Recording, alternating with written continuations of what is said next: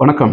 Digital marketing இன்னைக்கு வந்து ஒரு ட்ரெண்டிங்கான டாபிக் மட்டும் இல்லாமல் ஆர்டிஃபிஷியல் இன்டெலிஜென்ஸ் அப்படிங்கிறது சேர்ந்தது பிறகும் அது ஒரு ஒரு ஈர்ப்புத்தன்மை அதிகமாக இருக்கக்கூடிய ஒரு டாப்பிக்காக வந்து பார்க்கப்படுது. தோழி ஒருத்தவங்க ராஜின்னு சொல்லி அழைச்சி என்கிட்ட பேசியிருந்தாங்க.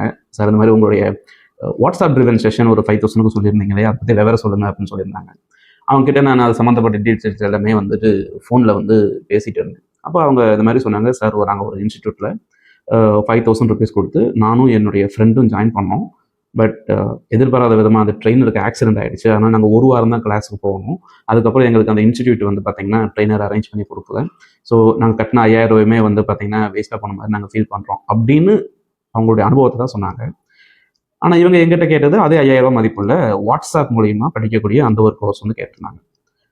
அப்போ நான் அவங்ககிட்ட சொன்னேன், ஏமா நீங்கள் வேக்கணும் ஒரு 5000 கொடுத்து ஒரு இடத்துல உங்களுக்கு அது வேஸ்ட்டான மாதிரி ஃபீல் பண்ணுறீங்களே அப்படிங்கிற பட்சத்தில் இப்போ எங்கிட்டையுமே வந்து நீங்கள் ஒரு 5000 பே பண்ணி வாட்ஸ்அப் டிவன் கோர்ஸ்